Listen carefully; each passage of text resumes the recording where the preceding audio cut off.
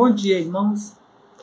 Essa é a EBD de número 2 do terceiro trimestre.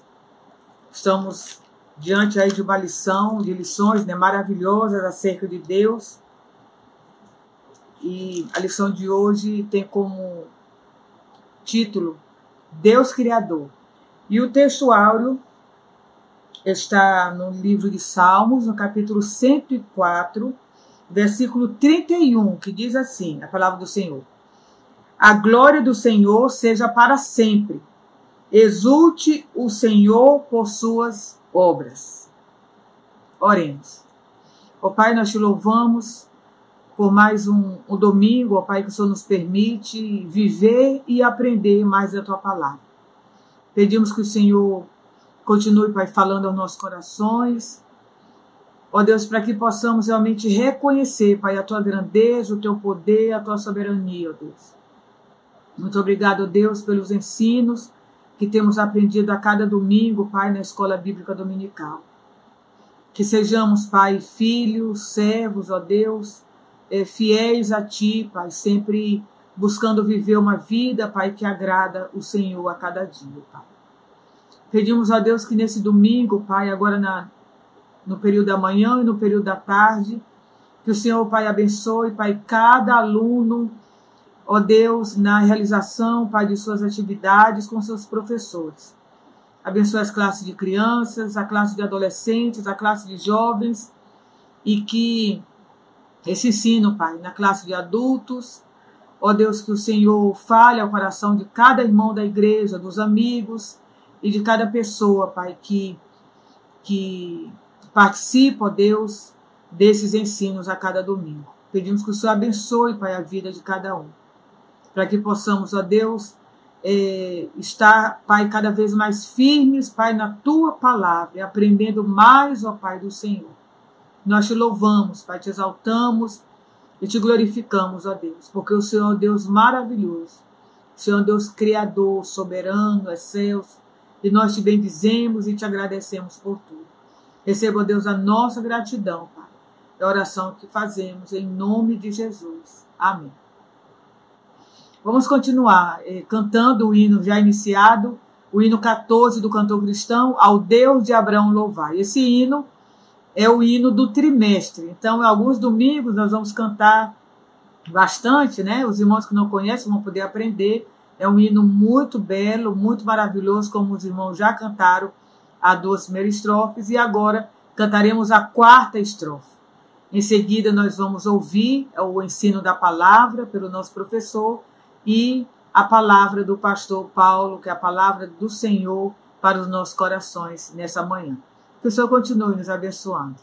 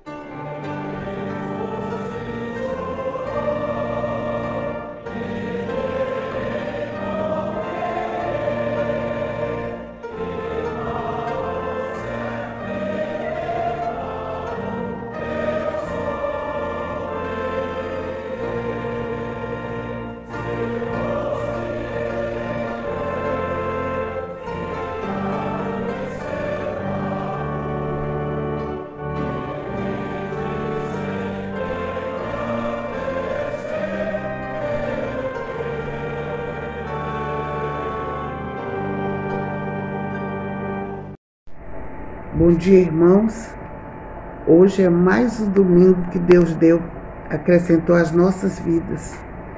E nós vamos, nessa feita, estar estudando, compartilhando com os irmãos a lição da Escola Bíblica Dominical, da revista Compromisso, que é a revista de adultos. Estaremos estudando Deus é Criador.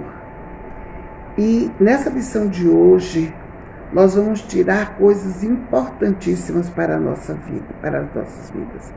E nós dividimos em 5 pontos. O primeiro, o esplendor do Criador. Salmo 104, de 1 a 15, e começa: bendize, ó minha alma, ao Senhor. A própria natureza exaltando a Deus. Os céus, os vastos oceanos, o mar profundo, as montanhas imponentes, tudo louvando a Deus, exaltando o nome de Deus, colocando sobre todos os nomes.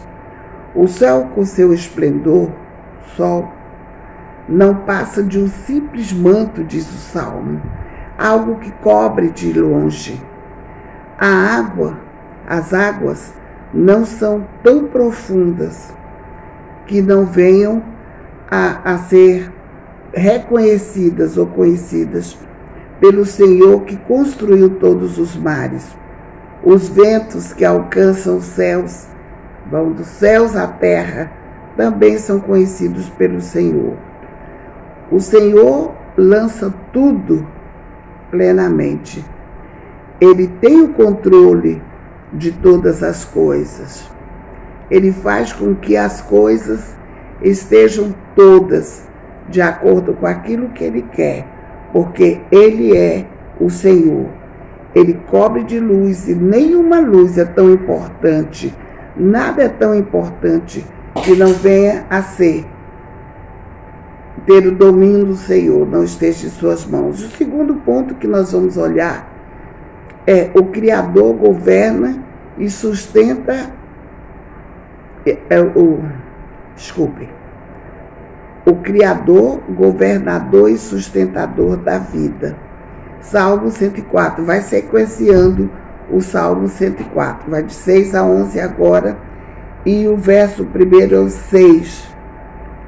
O primeiro é o verso 6, os irmãos podem estar conferindo. Nós cremos que nosso Deus é Criador, independente do que os outros pensam.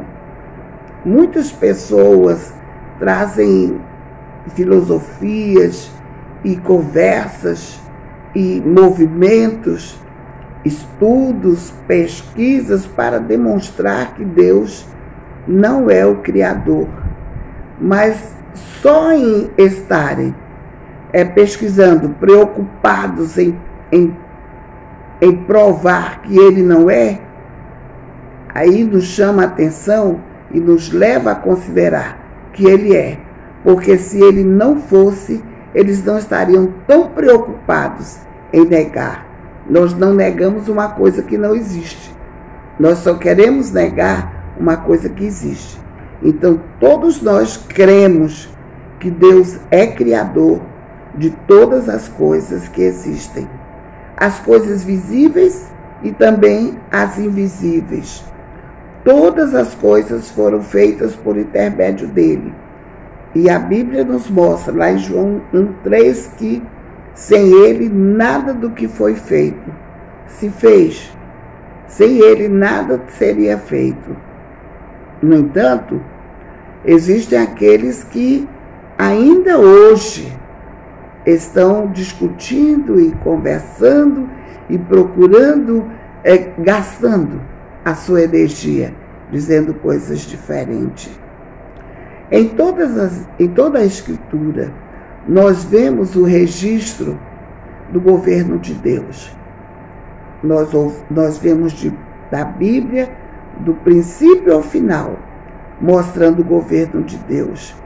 Nos dias de Moisés, por exemplo, ele parou o sol. O povo de Israel, naquela peregrinada, fugindo do Egito, o que aconteceu com eles? Durante o dia, o Senhor colocava uma nuvem para desaparecer o sol, para parar o sol. E durante a noite, aquela nuvem ficava brilhante para que eles não tropeçassem nos caminhos. Então, nos dias de Moisés isso aconteceu. Nos dias de Elias, não choveu por 3 anos e meio, o tempo que eles necessitavam de estar sem as águas ali. O mar se abriu para que os israelitas passassem a pés enxutos. Eles atravessaram ali.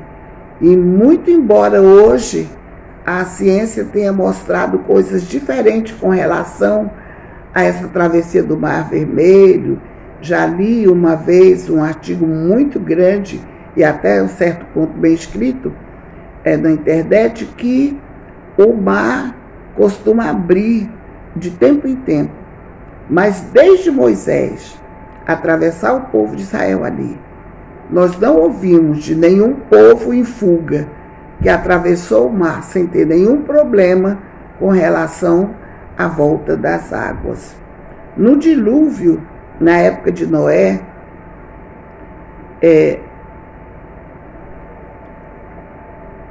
foi governado pelo Criador, todo o dilúvio. Tanto as águas foram governadas por ele, como também os animais que viveram na arca. Todas tiveram o governo do Senhor e fizeram exatamente aquilo que deveria ter sido feito e que se fez. Lá em Salmo 104, 69, nós vamos ver isso aqui.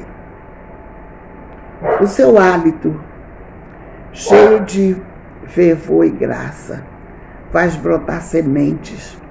A semente cai no chão. E até aqui na minha vida eu nunca ouvi falar que uma semente, quando ela cai no chão, ela precisa de alguma coisa especial. Às vezes nós estamos vendo os estudiosos olhando, os botânicos colocando isso ou aquilo, ou procurando colocar um determinado adubo para que cresça mais rápido. Mas o natural de uma semente que vai cair, ela vai brotar. Ela vai brotar. O toque do Senhor faz com que ela cresça, faz com que uma flor se abra. Sua bondade faz nascer fontes de águas e de águas cristalinas. Hoje nós vemos cidades, por exemplo, no Brasil, com problema de água. Está faltando água. Precisam de água potável. E nós ouvimos essas notícias e o Senhor tem a fonte de água cristalina.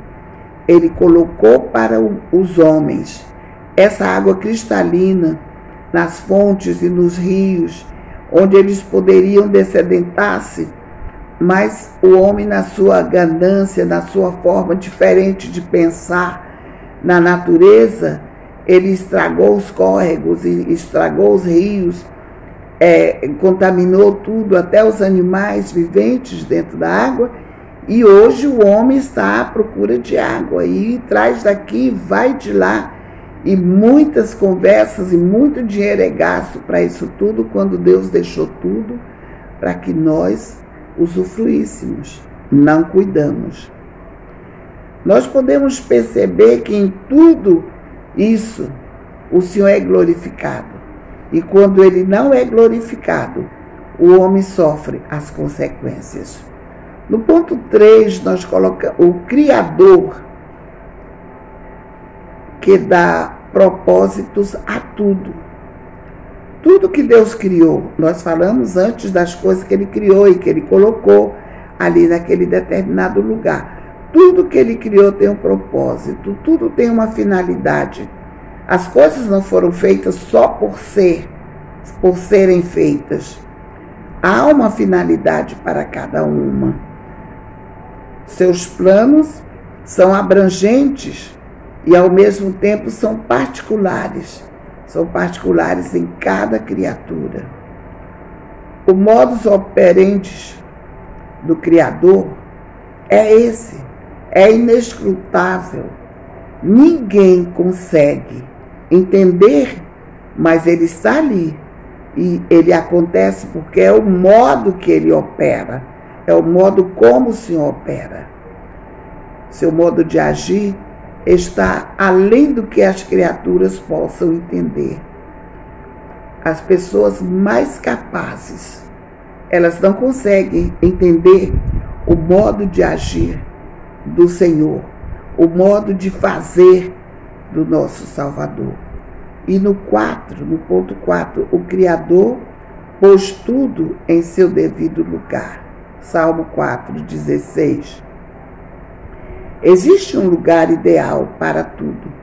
As aves, elas vão para o lugar ideal, onde elas vão poder criar seus filhotinhos e estar salvo de outros animais, do seu predador natural.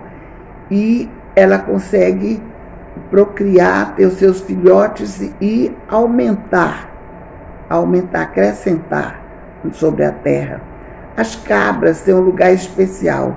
Se você pega uma cabra, por exemplo, e coloca para morar lá no topo de uma árvore, ela não vai conseguir ficar ali onde as aves devem ficar.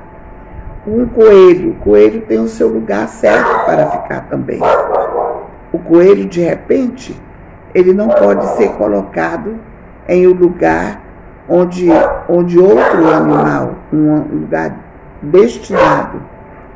E depois vem a lua e o sol. O sol e a lua, eles estão no seu lugar certo e estão colocados com a sua função também correta, que ninguém pode mudar.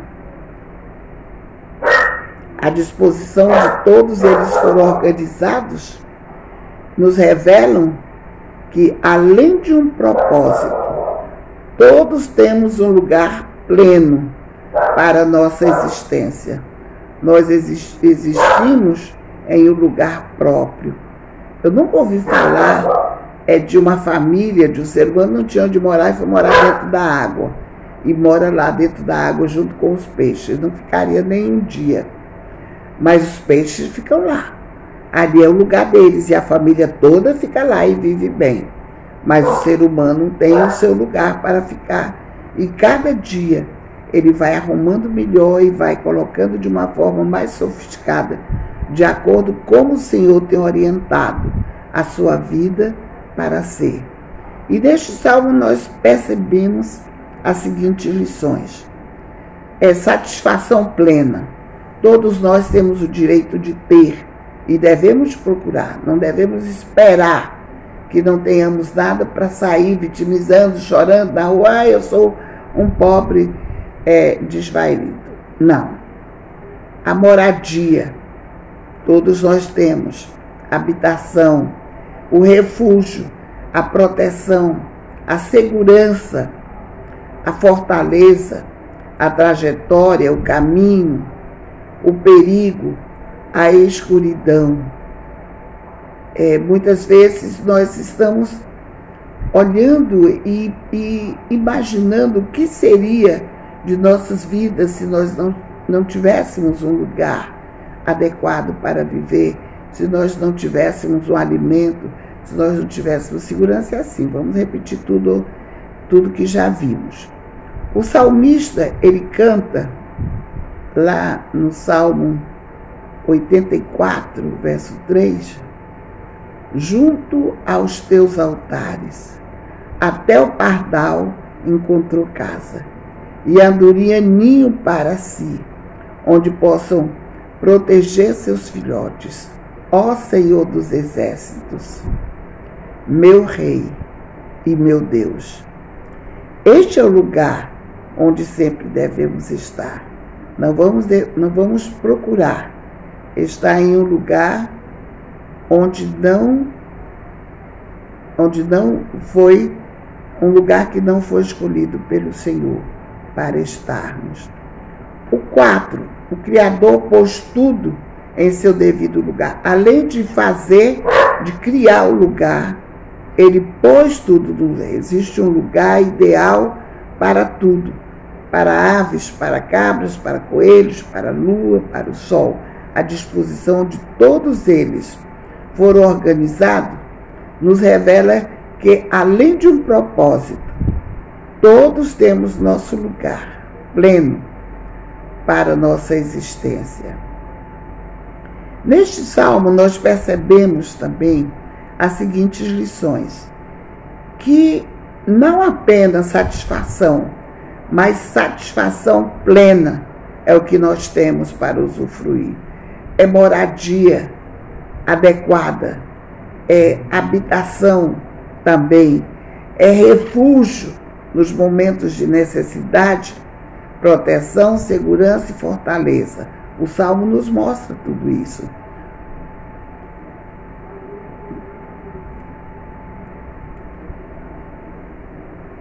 O Criador nos deu a vida para vivermos com sabedoria.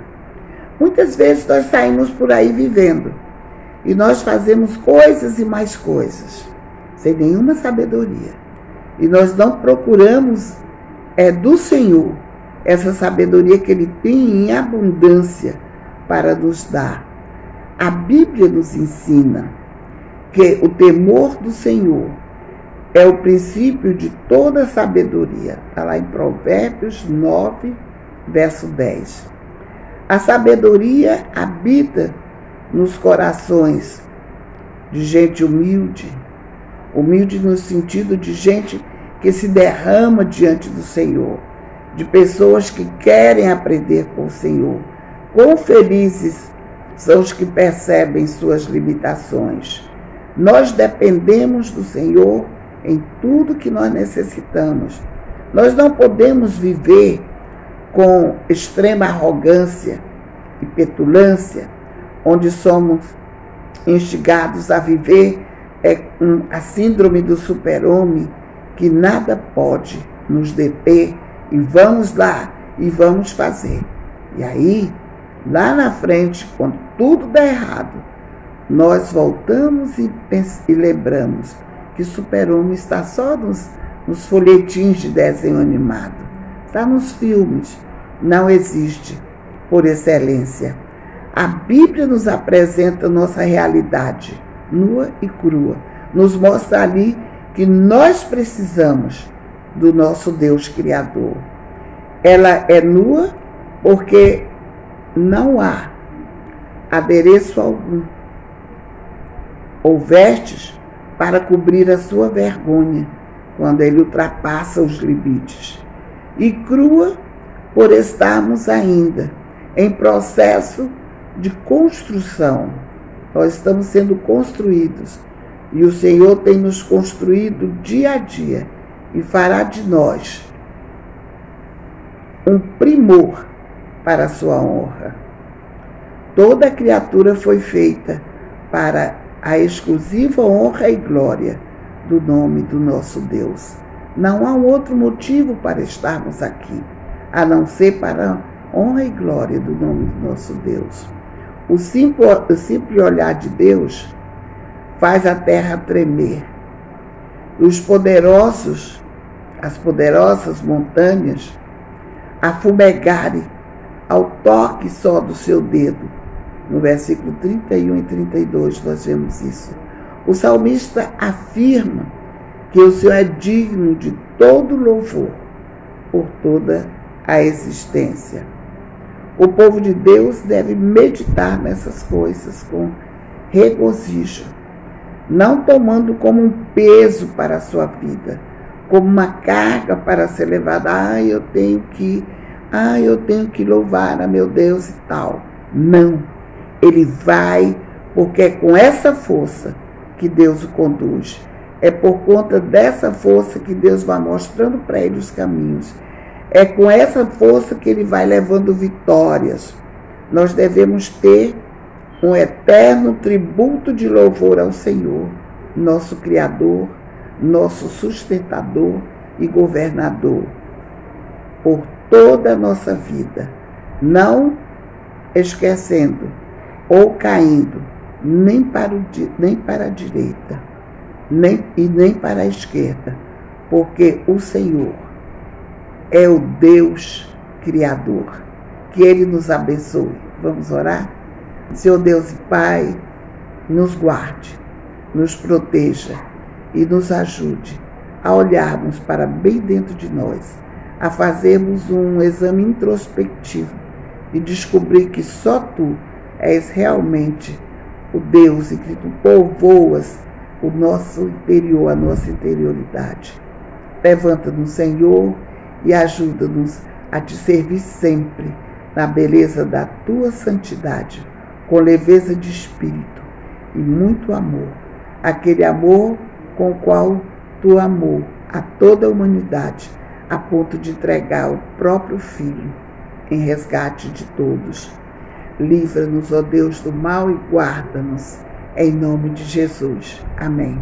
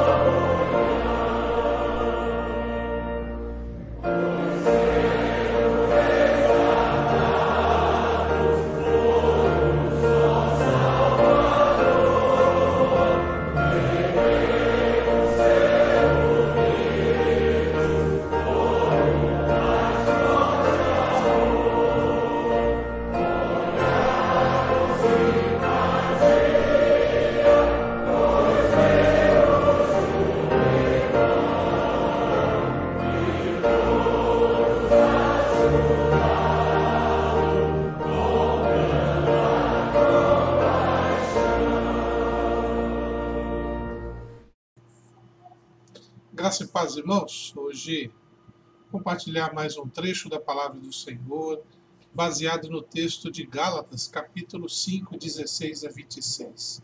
Temos pensado sobre a Igreja dos Sonhos de Deus e a cada encontro nosso, cada reflexão, pensando em uma característica da Igreja que é essencial para o desenvolvimento da nossa Igreja. Precisamos compreender a cada momento, de acordo com a palavra de Deus, o que realmente precisamos ser, fazer, falar e a cada dia testemunhar sobre o nosso Deus, sobre a sua graça, o seu amor. Eu sei que nossa igreja já tem muitos anos de vida, ela é centenária, faz uma diferença enorme na vida daquelas igrejas que estão à volta dela. Nós somos uma igreja referência e precisamos a cada dia sempre dar o passo correto para que as demais igrejas possam também experimentar de uma segurança, a segurança que provém da palavra de Deus. De tempos em tempos precisamos refletir sobre o nosso papel, sobre o que devemos falar, sobre em que ambiente falar, qual texto bíblico utilizar para fundamentar a nossa fé e as nossas expectativas. Você está aqui hoje porque Deus, através da sua graça, te alcançou. Alcançou de tal maneira que trouxe transformação. Você é reflexo do resultado da dedicação de vidas do passado que trouxeram a palavra de Deus, não somente neste espaço onde nós estamos, mas também nos lares, nas programações, nas atividades que envolvem a vida da igreja. Hoje você está aqui porque o Senhor Deus lhe proporcionou da sua graça através do testemunho da vida de dezenas, centenas de outras pessoas. E é por esta razão que precisamos continuar este legado. Eles fizeram isso porque creem em Jesus Cristo como seu Senhor e Salvador. Este mesmo legado deve continuar e devemos realizar nosso tempo, na nossa vida, a Igreja dos Sonhos, que é de Deus. Lembre-se disto. Mas para que possamos vivenciar isto, precisamos compreender quais são os valores imprescindíveis, aquilo que é essencial viver, aquilo que é essencial praticar para que possamos realizar esse sonho. E por isso, precisamos ler neste momento Gálatas, capítulo 5, verso 16 a 26, que diz assim: digo, porém, andai em espírito e não cumprireis a concupiscência da carne, porque a carne cobiça contra o espírito e o espírito contra a carne, e estes opõem-se um ao outro, para que não façais o que quereis. Mas se sois guiados pelo espírito, não estáis debaixo da lei. Porque as obras da carne são manifestas, as quais são adultério, fornicação, impureza, lascívia, idolatria, feitiçaria, inimizades, porfias, emulações, iras, pelejas, dissensões, heresias, invejas, homicídios, bebedices, glutonarias e coisas semelhantes a estas, acerca das quais vos declaro, como já antes vos disse, que os que cometem tais coisas não herdarão o reino de Deus. Mas o fruto do Espírito é amor, gozo, paz, longanimidade, benignidade, bondade, fé, mansidão, temperança. Contra estas coisas não há lei. E os que são de Cristo crucificaram a carne com suas paixões e concupiscências. Se vivemos em espírito, andemos também em espírito. Não sejamos cobiçosos de vanglórias, irritando-nos uns aos outros e invejando-nos uns aos outros. Esta é, então, a reflexão, o texto da reflexão deste momento, para que possamos viver a igreja dos sonhos de Deus, viver os valores imprescindíveis para que este sonho se torne real na nossa vida. Vamos orar? Querido Pai, permita-nos, neste momento, compreender a sua palavra e, nesta compreensão, praticá-la de tal modo que continuemos a viver e ensinar os valores de tua palavra. Pedimos no nome de Jesus. Amém. Bem, eu tenho falado dominicalmente, semanalmente, sobre a igreja dos sonhos de Deus. Aquela igreja que o Senhor deseja que aconteça no nosso tempo. A igreja perfeita, ela não existe. Neste mundo, nas circunstâncias em que vivemos sob o pecado, ela jamais existirá. Mas existe um ideal, e este ideal precisa ser alcançado e trabalhado. Quando nós lemos o texto de Atos capítulo 2, 42 a 47, falando da primeira igreja que surgiu, a primeira igreja cristã, nós vemos uma igreja com altos valores de excelência, de cuidado, de obediência à palavra de Deus, de testemunho público, de envolvimento no reino e no trabalho da própria igreja. Mas foram se passando os anos, o tempo, e surgiram os problemas. Nós temos, por exemplo, quando surge o corpo diaconal, os diáconos, foi por causa de um problema, a falta de cuidado de um determinado grupo. Quando surgiu a oferta voluntária, a oferta de amor, surgiu também um casal invejoso que, ao ver a oferta de Barnabé, quis fazer a mesma para impressionar a igreja, e aí o que aconteceu? Houveram, melhor dizendo, 2 mortes, porque tentaram a Deus, mentiram contra Deus. Quando nós lemos as Escrituras, os Evangelhos, os livros dos apóstolos, as epístolas, nós encontramos igrejas com problemas. A igreja de Corinto, por exemplo, era uma igreja que, dentro do seu contexto, havia adultério, havia ciúme, havia inveja e toda uma dificuldade. Paulo mesmo, aqui em Gálatas, destaca alguns problemas que surgiram na igreja e que precisavam ser solucionados. Então, a igreja dos sonhos de Deus não é uma realidade que vai aparecer de uma hora para outra num passe de mágica. Ela tem que ser trabalhada, ela tem que ser conquistada, ela tem que ser desenvolvida. Por esta razão, convido você a pensar comigo, refletir na palavra de Deus sobre tudo o que ele nos tem ensinado, justamente para que possamos dar os passos na direção desta igreja que é dos sonhos de Deus. Quando nós lemos o texto de Gálatas capítulo 5, 16 a 26, Paulo faz esta afirmação: digo, porém, andai em espírito e não cumprireis a concupiscência da carne. E lá no verso 25, Paulo dá uma segunda complementação a esta ideia, dizendo o seguinte: se vivemos em espírito, andemos também em espírito. Assim, para podermos viver estes valores de uma igreja que é os sonhos de Deus, precisamos viver e andar no espírito. Este viver e andar no espírito não é viver uma vida falsa ou apenas com uma aparência. O próprio apóstolo Paulo fala em Romanos capítulo 8, 13 a 14 o seguinte: porque se viverdes segundo a carne, morrereis. Mas se pelo Espírito mortificardes as obras do corpo, vivereis. Porque todos os que são guiados pelo Espírito de Deus, esses são filhos de Deus. Então, o viver e andar no Espírito é justamente aquela vida, aquele comportamento, aquela atitude que procura, através de suas ações cotidianas, no trabalho, nos estudos, nas relações sociais, nas relações na igreja, utilizarem os valores do Espírito de Deus, do Espírito Santo, daquilo que Deus nos tem ensinado, para tratarmos uns aos outros.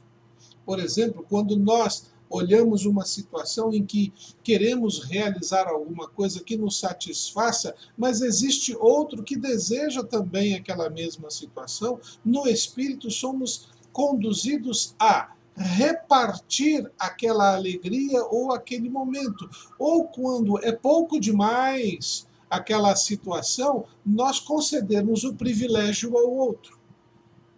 São princípios que norteiam o comportamento do crente. Viver em espírito e andar em espírito é aplicar estes valores na nossa maneira de pensar, na nossa maneira de agir.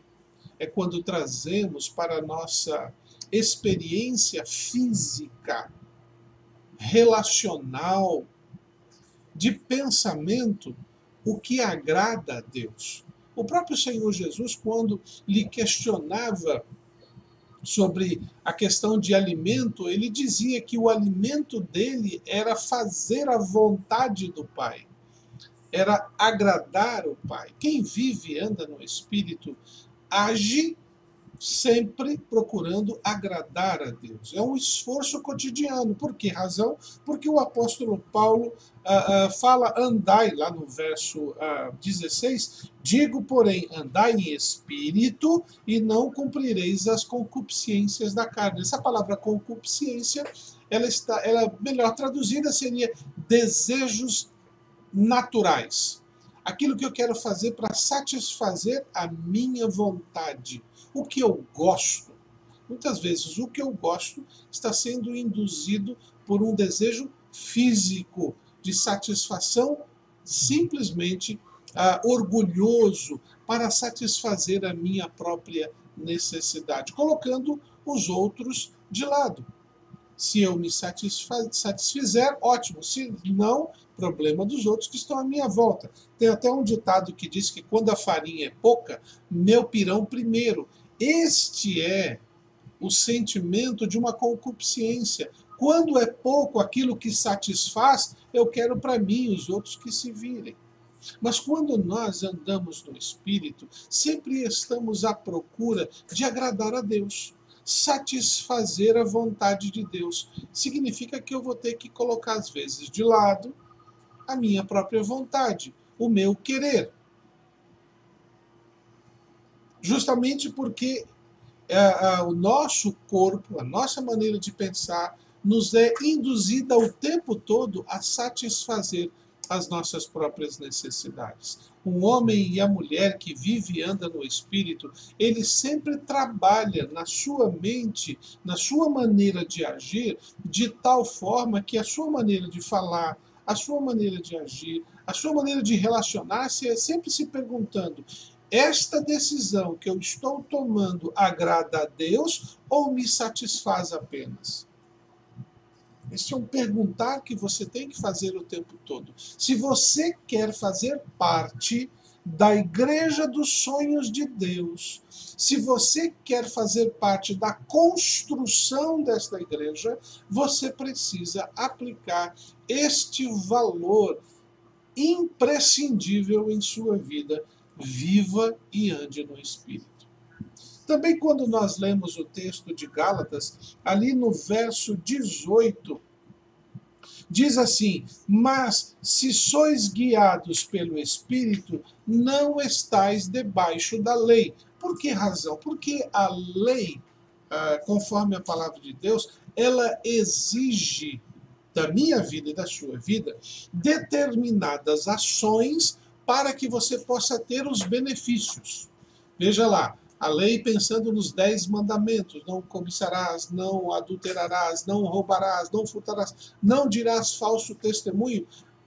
Ao cumprir a lei, você se beneficia das bênçãos do Senhor. Mas o próprio Senhor Jesus nos disse que se nós não conseguirmos cumprir um dos mandamentos, nós quebramos toda a lei. E ao quebrar a lei, a consequência natural qual que é?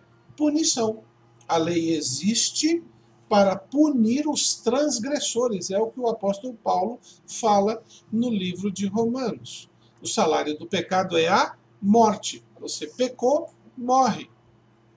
Foi por isso que Jesus Cristo se sacrificou, não merecendo, não transgredindo, não cometendo pecado, mas ele se colocou sob o jugo da lei, obedeceu toda a lei, não transgrediu, mas mesmo assim, sem merecer, recebeu sobre o seu corpo a punição da lei por causa do pecado.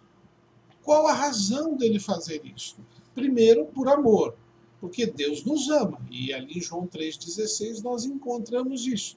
Segundo lugar, porque o próprio Senhor Jesus afirmou que ele veio cumprir a vontade do Pai em sua vida. Terceiro lugar, porque o próprio Senhor Jesus declarou o seu perdão na cruz a todo homem e mulher, dizendo a Deus: Deus, Pai, não impute o pecado sobre eles, porque eles não sabem o que eles estão fazendo. Nós precisamos entender, então, que para que possamos viver os valores imprescindíveis para construir este reino, nós precisamos procurar a direção pelo Espírito. Porque quando não procuramos a direção pelo Espírito, nós vivemos pela carne. E ao viver pela carne, estamos sob a lei. E se estamos sob a lei, o que nos sobra é condenação. Jesus Cristo morreu na cruz, carregou sobre si toda e qualquer condenação. Mas somente para aqueles que andam no Espírito. Então é uma escolha, você tem ali uma opção muito simples. Se você decidir andar segundo a satisfação da sua carne, daquilo que você deseja, daquilo que é o que você mais quer e mais se importa, o que vai acontecer? Você está sob o jugo da lei. Portanto, suas escolhas, ao pecar, o levarão à morte, a um relacionamento morto com Deus. Isso é um perigo muito grande. O outro lado, qual é a opção? Você diz não a essa sua própria vontade, mas diz sim ao sacrifício de Jesus na cruz por você e começa, num esforço muito sincero, procurar andar e viver pelo Espírito. Ao fazer isto, você está se submetendo ao senhorio de Jesus. E qual o benefício disso? Como Jesus Cristo cumpriu toda a lei, veja, ele não pecou. Ele não cometeu erro algum. Mas ele pagou na cruz pelos erros que ele não cometeu. Erros de quem? O meu, o seu. Então, quando eu me submeto ao senhorio de Jesus, como Paulo nos ensina, eu morro junto com Jesus para esta lei que me condena, para o mundo. Agora eu posso viver não segundo o jugo da carne, mas segundo a graça de Cristo, que é andar no Espírito. Aí, se de repente, por uma infelicidade, uma involuntariedade, eu cometo um pecado, o meu pecado não destrói toda a lei, porque eu não estou sob o jugo da lei, eu estou sob o jugo da graça, que é movido pelo perdão, pela misericórdia, pela restauração. Por isso que podemos confessar os nossos pecados e crer que Deus é fiel e justo para nos perdoar os pecados e nos purificar de toda injustiça. Não porque merecemos, mas porque Cristo Jesus, morrendo na cruz, me trouxe um acesso que eu não tinha antes. Eu não preciso mais cumprir regras de leis para poder experimentar isso, se eu não falhar em nenhuma, experimentar a bondade e a misericórdia de Deus. Agora eu experimento a bondade e misericórdia de Deus porque Jesus Cristo me deu este acesso. Ele carregou sobre si as nossas enfermidades, a sua e a minha. Então, sou chamado, neste andar e viver no Espírito, a procurar a direção pelo Espírito. Qual é a tua vontade, Pai? O que eu tenho que fazer? Veja o que diz Paulo em Romanos capítulo 6, verso 12 a 14. Não reine, olha aí, governo, não domine, portanto, o pecado em vosso corpo mortal, para lhe obedecerdes às suas concupiscências, nem tampouco apresenteis, olha, não coloque seus membros, sua vida, ao pecado por instrumentos de iniquidade, mas apresentai-vos a Deus como vivos dentre os mortos, e os vossos membros a Deus, como instrumentos de justiça, porque o pecado não terá domínio sobre vós, pois não estáis debaixo da lei, mas debaixo da graça. Olha o benefício que eu tenho. Antes, eu precisava fazer um monte de coisas. Como nós lemos ali, olha, mas se sois guiados pelo Espírito, não estáis debaixo da lei, porque as obras da carne são manifestas: adultério, fornicação, impureza, lascívia, idolatria, feitiçaria, inimizades. Alguma mais, pastor, eu não faço isso, eu não sou adúltero, eu não fico fornicando, mas, pastor, eu não vivo de impurezas. Às vezes nós exageramos, achando de que ser adúltero é apenas quando estou numa infidelidade conjugal. Mas quando você é infiel no seu pensamento, ou no uso do seu corpo, naquilo que Deus te colocou para ser utilizado, você está adulterando. Adulterar é alterar o objetivo. Um exemplo que eu uso muito com relação a isso é com relação ao ouvido. Os nossos ouvidos não foram feitos para serem cutucados lá dentro. Nós temos um cotonete para limpar e volta, para fazer, tirar sujeira e volta. Mas, por exemplo, alguns, por não ter cotonete, o que fazem? Pegam, às vezes, um lápis, a tampa de uma caneta. Ao fazer isso, você está adulterando o seu ouvido com um risco muito grande de estourar o seu tímpano. Quando você usa o seu corpo para satisfazer apenas a sua vontade momentânea, você está vivendo, por exemplo, uma lascívia, que está ligado à questão sexual. Idolatria, quando você dá mais valor a alguém ou a algo do que a sua comunhão com Deus em culto, por exemplo. Você está idolatrando. Quando você valoriza mais o dinheiro ou o benefício financeiro do que o doar, o dedicar-se, você está idolatrando. A feitiçaria. Ah, mas eu não sou feiticeira. Eu fiquei imaginando aquelas histórias antigas de determinadas mulheres ou homens com chapéu pontudo sentados numa vassoura, voando de nariz torto. Isso é história de carochinha, isso é lenda. Estamos falando de feitiçarias, é quando alguns irmãos falam assim, não, se você orar com tal posição, bebendo tal água em tal horário, isso aí para mim é feitiçaria, irmãos. Feitiçaria é utilizar de objetos, de lugares,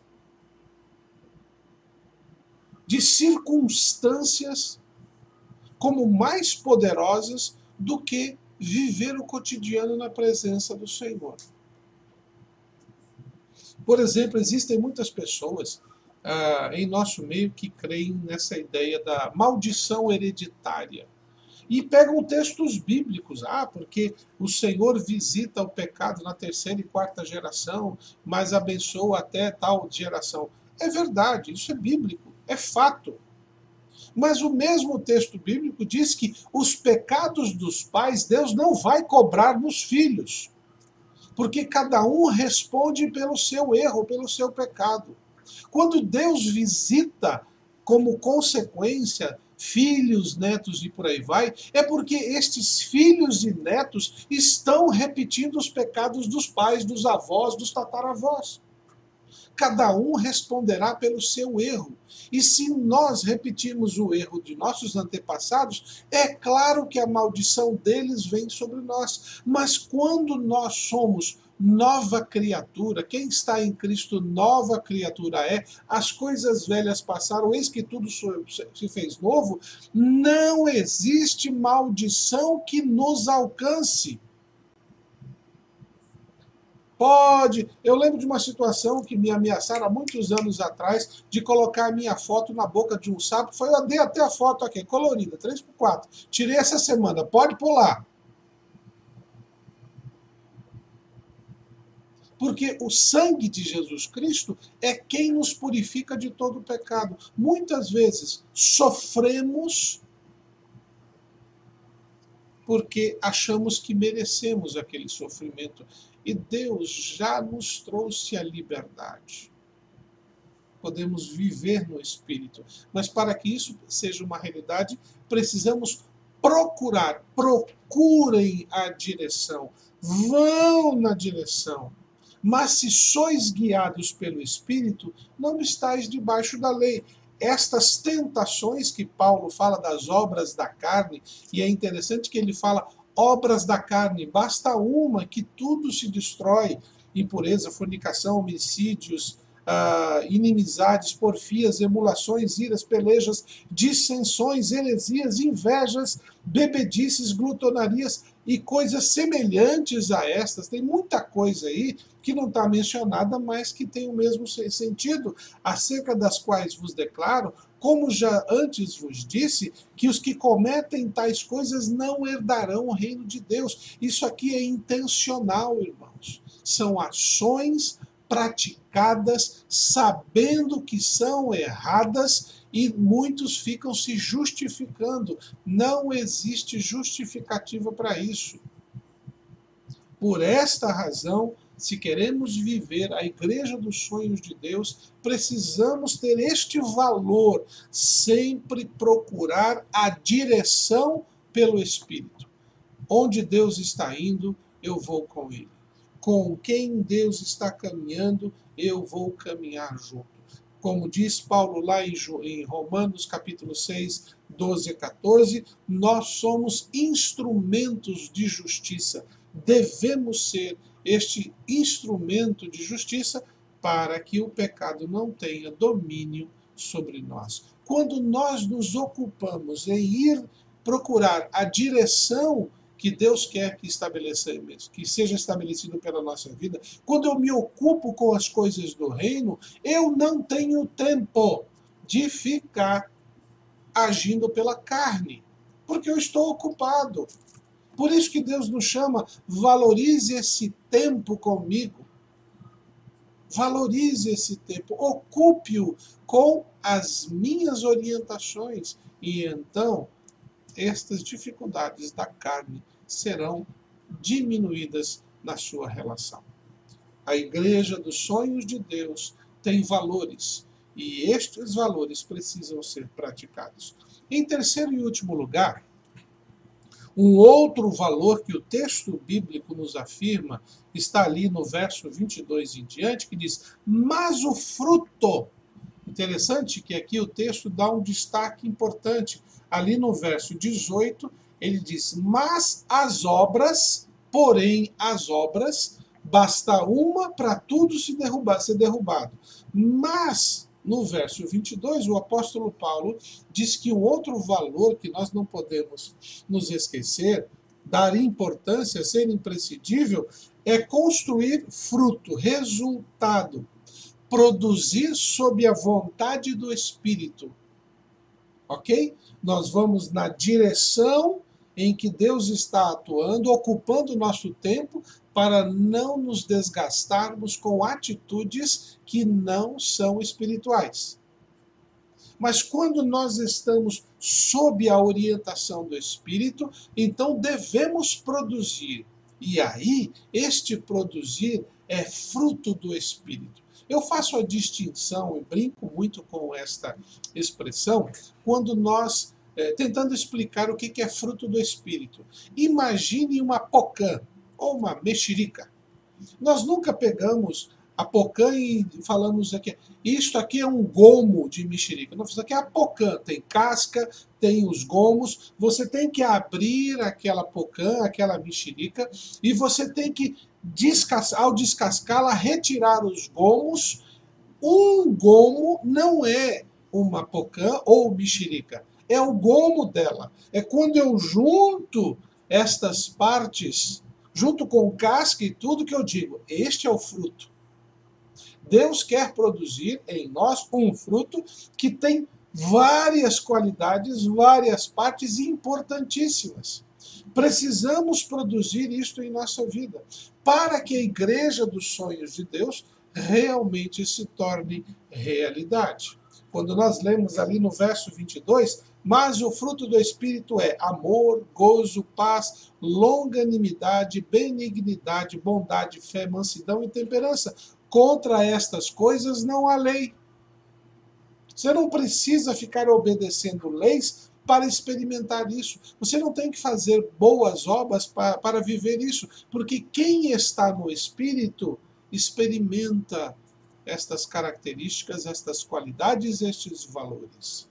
Amor, prazer, satisfação, paz. Esta paz que Cristo nos dá, não vos dou uma paz segundo o mundo, mas a minha paz vos dou, para que não tenhamos medo. Longanimidade, essa capacidade de estender, ser paciente nas relações. Benignidade, ser bom sempre. Bondade, que é o ato, naquele momento, ter fé, confiando de que Deus vai agir. Tranquilizar-se diante das tempestades, ser temperante, saber fazer a diferença nas discussões. E essa temperança está ligada ao domínio próprio. Saber dominar-se diante de um conflito. Tudo isto não é construído por nós, é construído pelo Espírito Santo nas nossas vidas. Por isso precisamos procurá-lo para que este resultado seja real. Não é algo que é construído pela lei, pelas regras, pelo tipo de roupa, se levanta, senta, se levanta a mão ou não levanta. Não. Isso é pela prática da confiança da vontade de Deus nas relações. Quando é que eu sinto amor? Eu preciso ter alguém para manifestar esse amor e experimentar esse amor. Quando é que eu tenho satisfação, gozo, prazer? Sozinho eu não tenho. Vou dar risada comigo mesmo. Se eu dar risada no meio da rua sozinho, o pessoal vai achar que eu estou maluco. Mas se eu chamo alguém para dizer, olha, eu estou passando por uma experiência maravilhosa, esse prazer contamina o outro. Paz, quando eu estou num ambiente de conflito, de dificuldades, e as pessoas olham para mim, como é que você consegue ficar tranquilo? Aí você consegue dizer, porque eu sei quem é o meu Senhor, e quem é o meu Redentor, e quem me sustenta nesse conflito. Eu sei que Ele começou a boa obra, Ele vai terminar. Longanimidade, quando muitas vezes nós estamos passando uma dificuldade na relação e bate uma vez, você estende mais uma jornada para caminhar. Vamos repetir, vamos de novo. Essa benignidade, quando muitas vezes alguém fala algo a nós e nos traz uma tristeza enorme e a gente busca o Senhor e o Senhor diz, filho, eu te amo, a minha bondade está sobre você, viva ela e transmita para o outro, e você vai lá, naquela pessoa que lhe trouxe um entristecimento e estende a ela essa benignidade, dizendo, vamos começar de novo, porque nós somos irmãos, nós precisamos nos manter juntos, nós vamos construir o sonho de Deus neste mundo. Bondade. Quantas vezes alguém chega diante de você aflito, angustiado, precisando de solução, e você é a solução, porque Deus te colocou ali. Fé. Nosso mundo está precisando ver pessoas de fé que sabem que, apesar de todo o risco que estamos vivendo, meus irmãos, nós estamos vivendo um risco de uma doença que está assustando muita gente. Mas se nós não confiarmos que Deus cuida de nós, que tipo de fé é essa? Que fé é essa que falamos que confiamos em Deus, mas não nos colocamos diante dele, Senhor, estou aqui, cuida de mim. E eu tenho visto pessoas zelando tanto por si próprios e estão morrendo por dentro de medo e esquecendo de que há um Deus que estará cuidando de você, não importa o que aconteça. Isto é o mais importante. Mansidão. Quando muitas vezes nós ouvimos e vemos coisas que trazem no nosso coração uma indignação e queremos até tomar uma decisão, mas falamos, Senhor, apazigua o meu coração para que eu possa ter a palavra certa. E aí vem o domínio próprio, que é quando muitas vezes nós somos confrontados, tirando o nosso direito. E nós olhamos com o olhar que Deus nos tem dado de misericórdia e falamos, Senhor, faça a tua vontade. Eu quero fazer a diferença. Eu quero produzir fruto segundo o Espírito, não ações segundo a carne. Eu e vocês somos chamados por Deus para construir a igreja dos sonhos dele. A igreja é dele, o sonho é dele. Nós somos convidados para fazer parte desta construção que ele está construindo. E ele quer tornar você e eu este instrumento. Lá em Efésios capítulo 5, versos 8 a 10, Paulo diz, porque em outro tempo éramos trevas, mas agora somos luz do Senhor. Andai como filhos na luz, porque o fruto do Espírito está em toda bondade e justiça e verdade, aprovando o que é agradável ao Senhor. Se vamos produzir algo, ele precisa ser produzido de forma tal que agrade ao Senhor. E não que agrade ou satisfaça os meus gostos pessoais. Significa que Deus não se importa com o que eu gosto ou com o que eu possa ter prazer? Não, ele faz sempre as coisas com tanto amor que nós experimentamos satisfação. Mas a maior satisfação que um crente pode vivenciar é a satisfação de estar sendo instrumento da graça e da bondade de Deus. O Deus perfeito nos convidando para construir a obra dele. Eu não tenho direito, não tenho poder, não posso exigir, mas Ele me deu salvação, Ele me deu vida, me libertou do pecado e me convida para fazer parte de sua obra. Vamos construir a igreja dos sonhos de Deus. Vamos olhar para o Senhor e dizer: Senhor, eu quero fazer parte disso. Vamos convidar os outros a somarem conosco nesta construção para fazer a diferença. Porque ao fazermos desta forma, a Igreja dos Sonhos de Deus se tornará uma realidade para todos sempre nas nossas vidas. E vidas serão salvas, transformadas, fortalecidas, protegidas, restauradas e se tornarão também instrumentos para continuar este sonho de Deus. Pense nisso, meu irmão.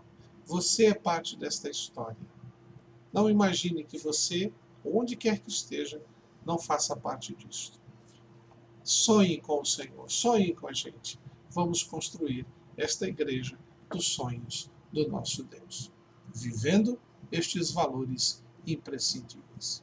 Que Deus possa abençoar a sua vida e fortalecer sua família, sua fé e juntos servirmos a Ele de todo o coração. Vamos orar? Querido Pai, muito obrigado mais uma vez por esta reflexão.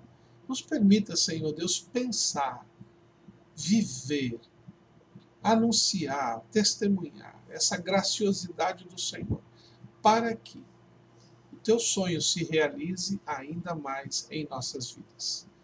Dá-nos, ó Deus, tempo ainda maior de paz, para que possamos a cada momento vivenciar a tua vontade. Em nome de Jesus. Amém. Que Deus te abençoe e até o próximo culto, se o Senhor assim nos permitir.